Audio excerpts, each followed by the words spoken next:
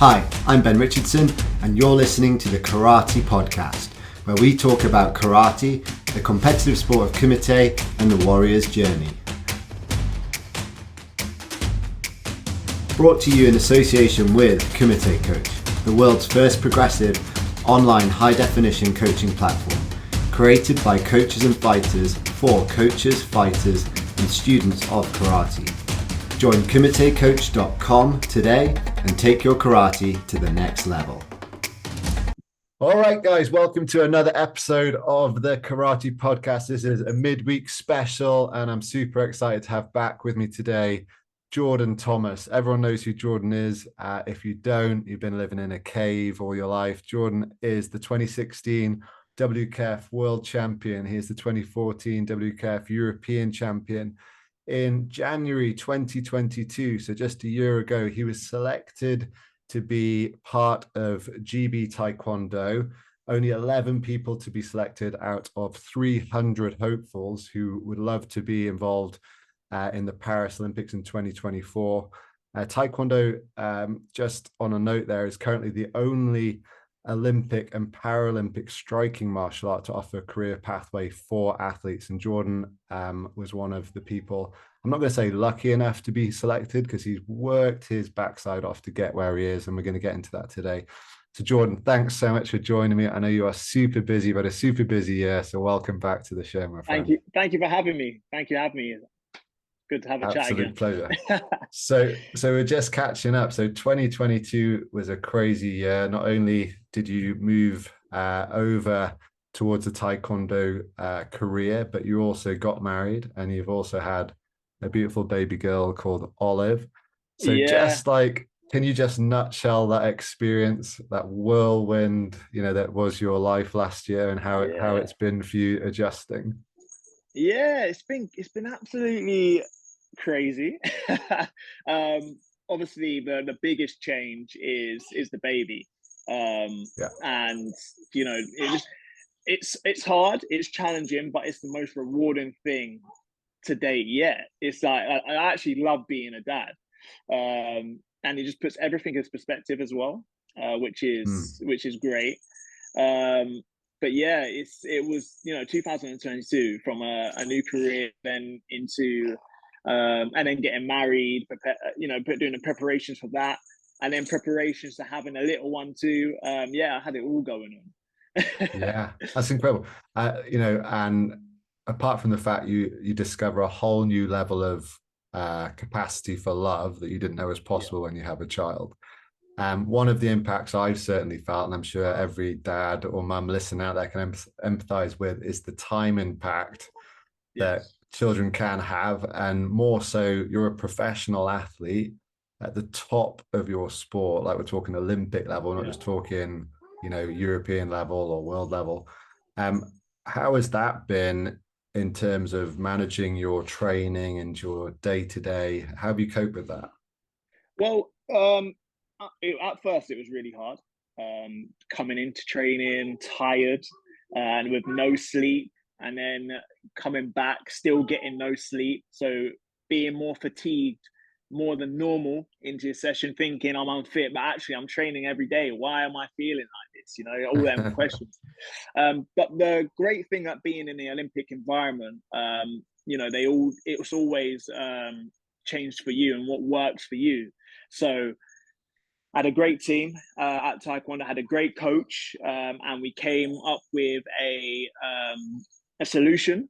So I would go in early, and I would do an individual session with my coach, maybe from 8 till 9, and then I would join the group session and do a training session there, and then I would literally go at 12 o'clock. So my day would start at 8, and then I'd finish at 12. But then obviously if I needed to stay on an extra hour to do a meeting, or even, sometimes I replace the individual session with an S&C session, or a physio session. Or if I do need to stay for a full day, I'd go in the athlete's room and I'd sleep in between the trainings, so it is all, you have a big team, and you can make it work. and that's pretty much what an Olympic environment and should I say a high performance environment brings to you. Yeah, yeah, that's fantastic. You just got to make it work, right? Yeah, absolutely. And so let's just skip back to January. So you've made selections for GB Taekwondo, which is a just a huge achievement. Can you tell us a little bit about that process and that experience for yourself? Yeah, sure. That came about. That's quite funny, actually. After the Olympic qualification, I actually felt a bit lost. Obviously, not making the Olympics, being one of the fights that I took, getting hit in the last 2 seconds, and not being able to. Basically, I've been practicing for this moment. It was meant to be a 4-year cycle, but it's a 5-year cycle if you include the pandemic and that year out. So I literally had my eyes set on that Olympics for karate. And then after that, yes, I was fine, but I was lost. I went from training 3 times a day in a full-time environment to training 3 times a week. And I found that very, very hard to cope with. And it's like, where do I go now? What do I do? And I had all these questions building up in my head. I'm like, what do I do with myself?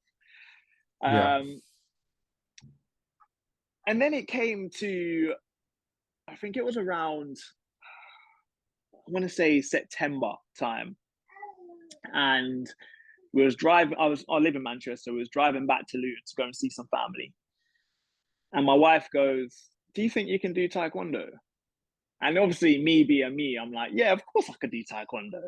And she went, good, because I've signed you up for a trial and you're fighting next weekend. Amazing. What a wife. And I'm like, what? Because I think she just had enough of me moping about, to be fair.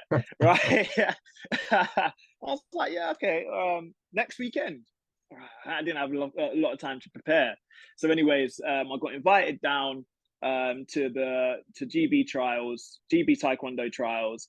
You go into the center and I think they have a few phases and a few time slots. So I think there must have been about 20 of us on this time slot. So we go in, they sit you down, they give you a presentation about where they want GB, where basically the history of GB Taekwondo, where they want to go and who they are looking for and what they are looking for.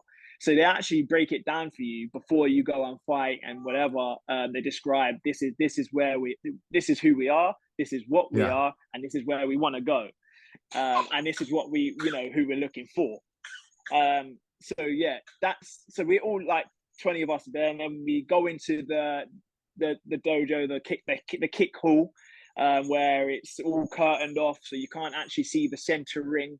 They have the refs there, and they have they have like, I call it the panel, the judges panel. Yeah. So they have obviously the performance director and the coaches looking on as well. Obviously they're picking and they're deciding who they want to go on. And then they put me up against who I found out was a kickboxing world champion. Right. It must have been for their own. So it was a karate world champ versus their kickboxing world champ. And so I came up against that. I've done very well against that one. I kind of dominated most of the fight. But he was I got caught by a few spinning hook kicks and stuff like that on the way, but it's continuous, right? So you just keep fighting and battle on, right? So I got through that. The coaches obviously liked what they saw, and they invited me to a 3-day camp. That was to join the other GB members, but also I think there must have been about 15, 20 people out of all the people they trialed. You said, I think it was 300 people they had all together in that process. And they had about 20 people, 20 boys that got to join the GB team to trial for 3 days, and you just join in their training, but also they make you fight. And I've done really well. You know, I come back, you know, the people who I was probably the only one who transitioned from a different sport as well at that trial who got invited back. So Right, I amazing. didn't know, you know, I don't know type. I've been around it because obviously when I was training it, I was training in a Taekwondo center, so I could see it all. But Sure. I've just been around it. So in my head, I'm thinking, you know what? Whatever they're gonna give me, I'm gonna try it. If I mess up, I mess up. I don't care. You know, there were certain kicks that I've never seen before, and I'm like, right, I'll just give it a go. Nice. Yeah, and then they make you fight at the end. I was doing very very well in these fights against these Taekwondo fighters, winning some of the bouts as well. Um, so then I received an email saying that I've been accepted, Wow. coming to a meeting. Yeah, and that's I was a lot of people thought I was because I was given the sport. No, actually, I went and trialed and I worked for it, and Yeah, I was absolutely. invited. So that was nice. So I got invited by the performance director, and then they announced who my coach was. I had a brilliant coach. He also converted from karate in the I think late 80s, early 90s. He's from Cuba, right? Right. So he understood where I'm coming from. Yeah, yeah, So yeah. That's fantastic. uh, yeah, So um, that's incredible. yeah, So I think, yeah, you're probably right. A lot of people out there think, oh, Jordan Thomas, world champion in karate. Of course they'd want him on the Taekwondo squad, but you did the full process of selection, 300 people down to 20, down to 11, I think they got finally taken on. And yeah. we were talking, you weren't the youngest person there, eh? I was the oldest one. I know. I think the average age was like 20, 21 years old. And I think I think the person who was I think the person under me was 24. He was taken on. So yeah, I'm 30 Wow. years. I was 29 at the time, but coming on to 30 years old. Yeah. Um, yeah, so I was the oldest that they taken on, but they saw um potential in me, especially my coach that I was working with. He was brilliant, you know, and my first few fights as well.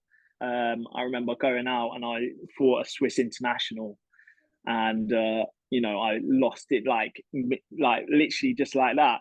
And I train well, I fight well, I bring something to the team, as an experienced athlete as well. So yeah, Mm. there was a lot that I brought to the table, and do you know what? I train 3 times a day again. Hey, I'm back full time, and great. I got to be a little bit a part of Paris 2024 Olympic cycle, which Yeah. was nice as well. Yeah, fantastic. And what have you found have been so I don't know much about Taekwondo, other than I've done it before. Growing up as a kid, you know, there's Taekwondo clubs next to the karate clubs. You went there for a bit more sparring and stuff like that. But what is it Yeah. like? What is the competitive scene like? How would it compare to, say, a K1 or Premier One style event? Is it in a similar ilk of setup, or is it just a totally different experience? Yeah, I'd say it's quite similar. So I went to a G2, which is similar to like the Series A, um, and that's to gain ranking points in the international setup and the Open. So you still have like the best fighters coming in, trying to get their points for um, the Olympics. Yeah, So yeah, I'd say like the Grand Prix is like our Premier League. You know, right. that's the similarity. So me competing in there wasn't no different for me. Like I didn't have a different feel. Like for me, it was Right. yes, it was a new sport, but I've been doing this all my life. So I Yeah. didn't have, I all I knew, I've got a certain set of skills, and I'm gonna go and execute a job. That was my mentality, and I didn't feel out of place on that, and that's why I did perform. I performed well, and how and learn quickly as well, Yeah. because I've been doing it for so long, and I'm a world Yeah. champion at what I do. Yeah. So Absolutely. yeah, no, it's very similar. The only thing that's different is the technology system. And if that goes down, then you could be on that mat waiting for 2 hours, an hour and a half Wow. on that Wow. mat of just that one fight. And then that Wow. then kind of delays the whole day. And so you could be Yeah. there. You could be there from and fighting from 7 o'clock, but then you won't leave till 7 at night or 8 at night competing. And you know, Wow. in between your fights as well, you might have an hour or 2 hours between them fights as well. So it's completely different in that sense, where karate you do one category and it's over in 2 hours or an hour and a half, and then you do the finals a couple of days later. But in taekwondo, you're because it's 3 rounds and continuous, you have maybe 2 hours between each fight. Yeah. So wow. you know, And you carry on. Yeah, and what's the energy requirement like for that? Was that a different experience for you in terms of how it taxed your body when you started to compete? 100%. It's totally different energy system. Totally different. I was by fastest. I was by far the fastest, or probably the most explosive in that gym. Yeah. And but what they had on me was where I would, if we were talking about training, where in their training I would burn out in an hour or 1 hour or 1 hour and 20 minutes, but they will train for 2 hours but be able to train like that for the whole 2 hours Right. because the energy system is different. It's Yeah. like, I think how I compare it is karate is like this middle distance like sprint, so like the 800 meter like sprint slash run, Yeah. where taekwondo is more like 1,500 meters plus. Yeah. Right, Yeah. that's the energy system, so that's where I'm going out. So my direct shot was very effective and very good, but Yeah. when you're doing 3 rounds continuous and it's just all legs as well, so there's no like how the rules are as well, you can't move a lot as well, so there's no there's not much evasive movement on the perimeter, so it forces you to fight. Yeah. So like, you know, so yeah, what I'm trying to say is that the energy system is different. It did hit me and it did affect me, and it took me, I say until it took me at least 6 months to be able to fight and do 3 rounds in taekwondo, to change that energy, or not even change the energy system, to find a way how I could fight effectively the way I want to fight in taekwondo. Yeah. And what things in your training significantly had to change for that to happen? Was it just a length of time in your sparring, or was there different things you brought in to help you gain that edge? Like I said, I had a very, very good coach. He's very tactically aware. And one thing was, we knew if we put ourselves in certain situations, we could fight the way I wanted to fight, like that find that direct shot and then double up on a leg and keep safe at the same time and not get hit. So that kind of mellowed the fight a lot as well, kept him long, or even create pressure without throwing. Sometimes it's more like body language. It was implementing them tactics to do that, but I already had certain skills, so I didn't need. So I had to learn some new kicks, and a new way of throwing, because it's a full contact sport as well. So we could follow through. But yeah, it was obviously building the endurance in my legs to be able to kick constantly. So we had to do the conditioning sessions and train there as well, do a lot of technical sessions as well. And yeah, so it was almost just repetition. And the great thing about being in that setup, they do a lot of individuals, so individual sessions with your coach, one-on-ones. So it's very, very personal. So you're able to adapt. You're able to change very quickly because the focus is on you. It's not just Yeah. a club session. It's not just a group session where it's a general session. You have to find it for yourself. Yes, you have to find it for yourself, but you also got that focus with your coach. That's fantastic. So a couple of questions off that. Did you find it easy to turn the hands off when you switched over? So that's the first question. And the answer is no. Because you're allowed to punch to the body, yeah. So Yeah. my timing was very, very good to the body, and I probably was one of the best at doing that to the body, and to close the distance. The distances are different in Taekwondo and Karate as well, so that was hard to adapt. But also, I I accidentally punched people in the face a lot. And I had to apologize, whether it was in competition or whether it was in training. You know, and also sweeping as well. So because you're not allowed to touch the legs, you're not allowed to sweep. So I would subconsciously just take the back leg, or when they're trying to look for that headshot, I'm seeing the opening for the sweep. Yeah. In training, I can get away with it and just say, "Oh, I'm sorry." Or when I'm getting frustrated and I'm seeing these kicks and getting hit with like all different directions, you know what? I'm just gonna take his leg, take the warning. But Nice. no, that was hard to come out with. Karate's in my blood; it won't go anywhere. I've done it my whole life. Yeah, absolutely.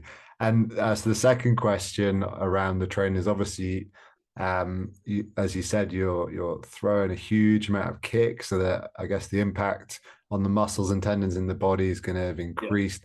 Yeah. Have you had to alter your recovery process from your training sessions? I definitely had to take it more seriously. So, my legs and my back, I was just sore. Absolutely, I was just really, really sore because it is a different type of training, and it's it's like it's all legs. Like at least in karate, you can come in and warm up with a couple of hands, a couple of kazamis, a couple of gakus. You could before you even throw up a kick. Nah, and in Taekwondo, you're literally legs. So I actually took very seriously. So each session, I turned up before everybody else, half an hour to 45 minutes before everybody else. And I took my warm up very, very seriously to get ready for that session. But I also cooled down and also had an ice bath. Right. I always ice bath and took advantage of the physios as well, and sports therapists there as well to get a massage for my recovery. But also my nutrition as well had to be on point. And actually being an older athlete as well, this is probably more important. You have to start taking care of your body a lot more. I also used to go on a run, a recovery run, whether it was at night or before training, before I even go to the center, just to get my body moving and just call it active recovery. So I don't stiffen up for the next day. So yeah, I did struggle. My body did struggle, but these are the things that they were my coping. That's how I got through. I've been in a full-time setup before, and being an experienced and mature athlete, I knew I had to take care of my body. So yeah, that's what I had to do. Fantastic. And what's the sort of schedule like for you in terms of days per week training? And you mentioned you trip back training 3 times a day. Could you give us just a little bit of insight to your schedule? Yeah. So, like I say, the training would be either at 8 o'clock or 9 a.m. And then that would be a two to 2.5, maybe sometimes 3-hour sessions. Wow. It's very intense. And then you have your break, whether it is you go to the sports therapist, physios, or you might have a meeting. In your meeting, you're gonna have to eat your lunch as well, recover, and then you come back for your S&C. Right. So you do your S&C, or before your S&C or after your S&C, you might have an individual session to focus, so you can do a focus session with your coach. Whether it's tactics, or whether it's conditioning. wherever you are in your program or whatever you need to work on, this is the session that you do it in. That's, you Fantastic. know, that's that kind of fast traction. You need them individual sessions. For Yeah, me, that's how I learned and gathered my understanding for the sport. You know, it sure. was the individual sessions. Like the group sessions were more, you've got your training partners. This is where what you've done in the individual. This is where you test it. You know, this is where you gather. You know, I remember the first session I went in there. I had no clue what I did. I didn't know what the words mean. I didn't know half of the kicks. Even the way they throw psychic is different. You know, Right. and so or Yeah. there's like 3 ways to throw sidekick. You All know, right. yeah, so yeah, but the individual session fast tracks you to that, and you know you kind of find your feet, and you know you either sink or swim, right? Yeah. Yeah. Looks like you're swimming right now.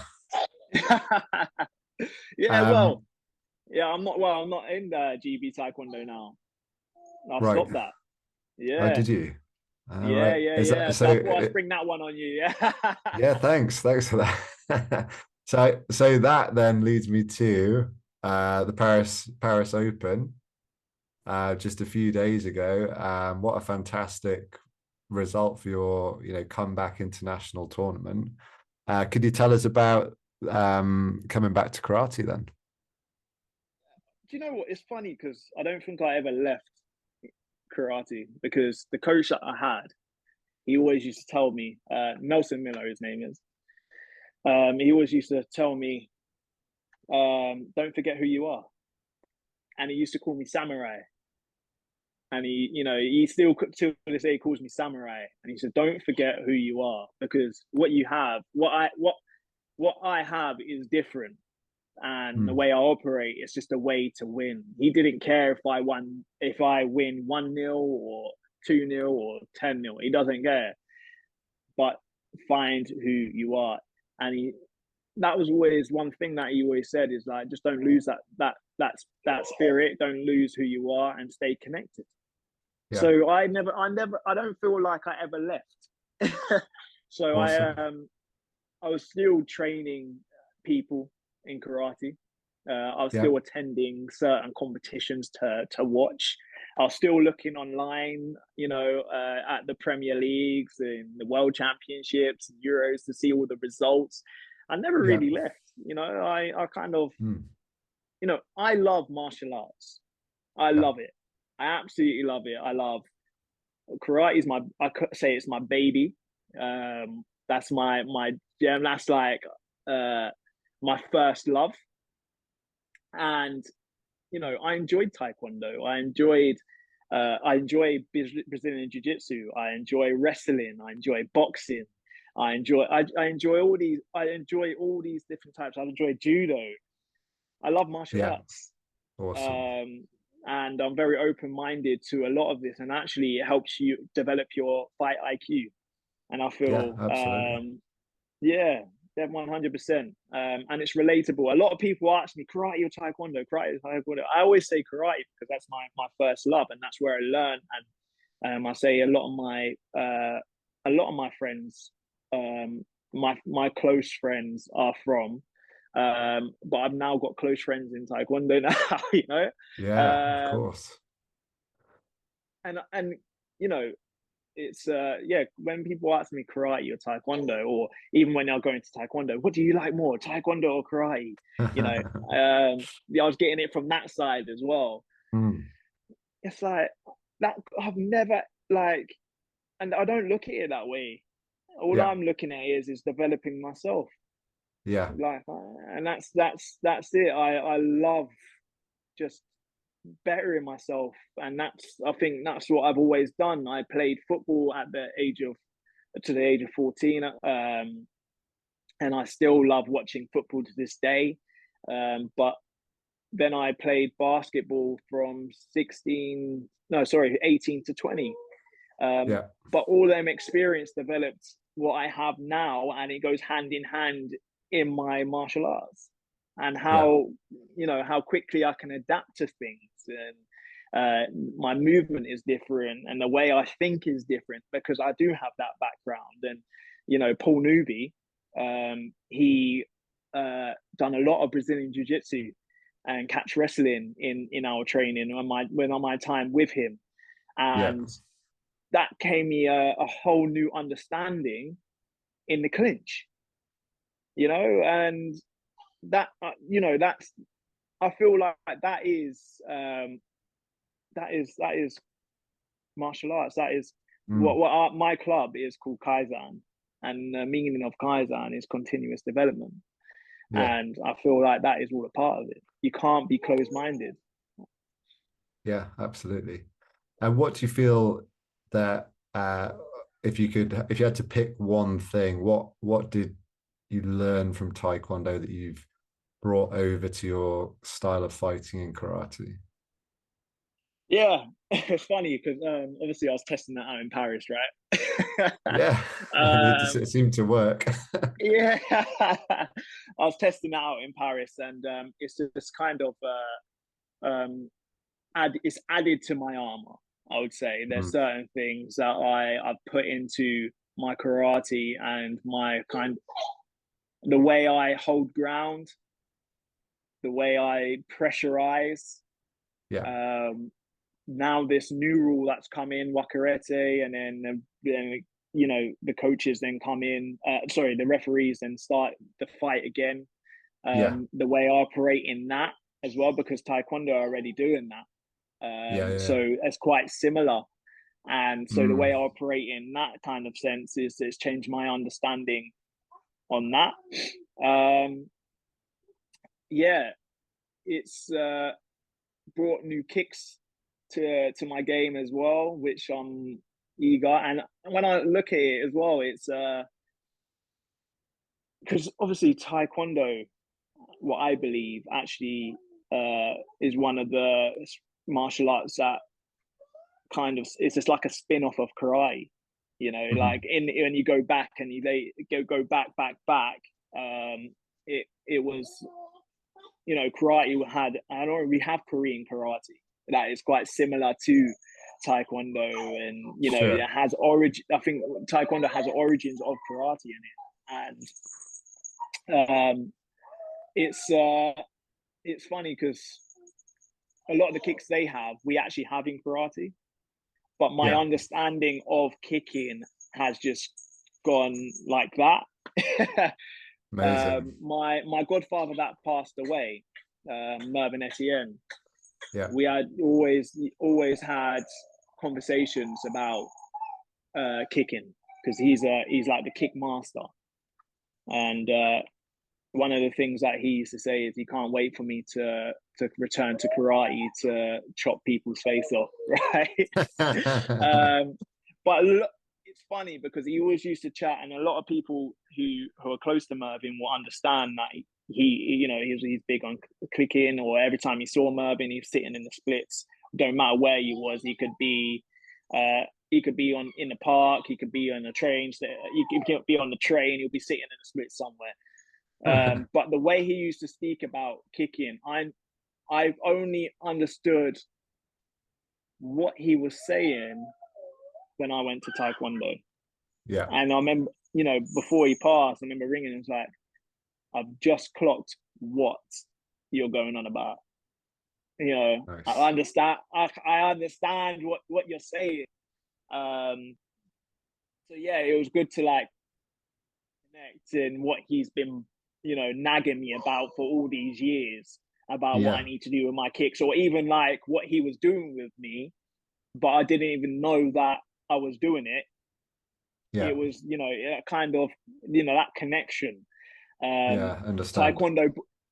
Taekwondo brought me that understanding of where my kicks need to be in karate. Fantastic. That's fantastic. So after the bombshell of you telling me you've left GP Taekwondo, what's your focus or your sort of aim for your sports career moving forward this year? Yeah, so this year, I can't really speak about what's going to happen this year, yet. Mm. We might have to do a Okay, part three, right? let's do it. But Let's do it. I have something cooking, which we can't say right now. But yeah, no, karate is definitely on my mind, Yeah, and it would have been nice to compete at the Europeans that are coming up in Guadalajara in Spain. yeah, It would have been nice to compete with the team there, but obviously it hasn't happened. Um, but I have a few things up my sleeve with a great team, and I'm one of them people. I don't sit still, and I don't accept no for an answer, and I just I just keep going and get what I want. I'm fantastic. a believer. I have a lot of desire and dreams, and I just make things happen, and I just do what I need to make happen, and that's what I'm going to say on that, because now I feel like I'm going to spill the beans. So That's all right.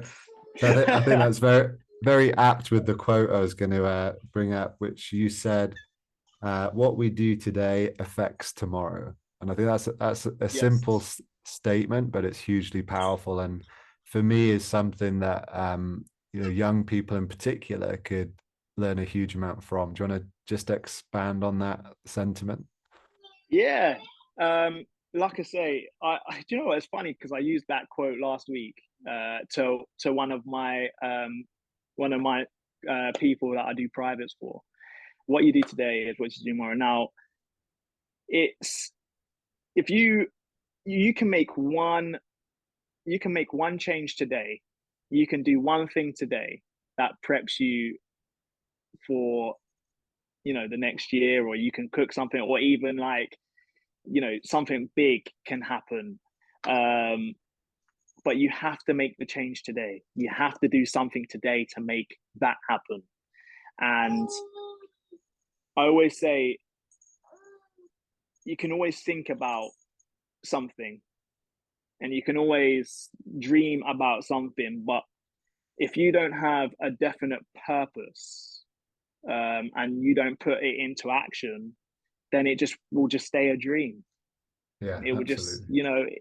it would just stay a dream. It would just stay in your thoughts, or you'll get to that time where it should be all happening, and you go, oh, I should have done that. Then that's where the regrets start happening, and they creeps. But you don't deserve it if you haven't put the work in, and you Yeah. shouldn't be jealous of anybody about where they are today, because they've obviously made it. Even people who've won the lottery, for example, they had to put that lottery ticket in. They Yeah, had to put let's that take lottery ticket action. in. They had to Yeah, take action. yeah, yeah, yeah, Um, yeah, yeah, even taking care of your mental health. If you're struggling, if you're if you have anxiety, if you uh, feel like sometimes you don't know that you are depressed until you get diagnosed that you're depressed, or somebody tells you. But how do you make action? And it's taking that first step, because there's always light at the end of the tunnel. yes, There's always light at the end of the tunnel, and sometimes the path seems impossible until it becomes possible. But you have to take that first step, and that's how you prep for tomorrow. nice, nice. I feel like giving you a cheer and a clap for that. It's good. You got me pumped, man. Yeah. But Awesome. that's how I live my life. If there's something that I want to do, then I will go and attack it. And sometimes it's hard because you don't always get the support that you want or need. Yeah, But if that's what you really desire in capital letters, if that's what you really desire, then you will go and make that happen. And it's patience, and it's the work that you put in for that. What will make it work. That's what will make it work. yeah, And it's you can be told no, but it's what you do with that no, because you can be set back. You can even be set back, but it's how you respond. So there's, you have to turn it into a positive. The fact that you're even dreaming, the fact that you're even speaking about it means that it can happen. So if you get told no, think about your response. Think about who told you no. Think about what you can do to make that happen. It doesn't matter who you can control who you have around you. You can control if that team is not going to help you and don't see your path or don't understand it. Okay, where do I need to go? What do I need to put in place? What people do I need to speak to? What people do I need to get to? Who do I need to get in touch with to make that happen? There's a lot of ways to make your dream come true. Absolutely. I wholeheartedly agree with you in that. Thanks for sharing that with us. It's fantastic. Jordan, it has been such a pleasure to talk with you today. I could talk to you all day. You're so easy to I could speak to you as well. I'm sorry I'm sorry it's taken so long. I know, mate. But you've had it all going on this year. yeah, it's been crazy. It's been crazy. We'll all be rooting for you, whatever you do, and I wish you every success for the year to come. I look forward to hearing about the next stage, one of many, I'm sure. And thanks again for spending time with us today. Thank you. Pleasure.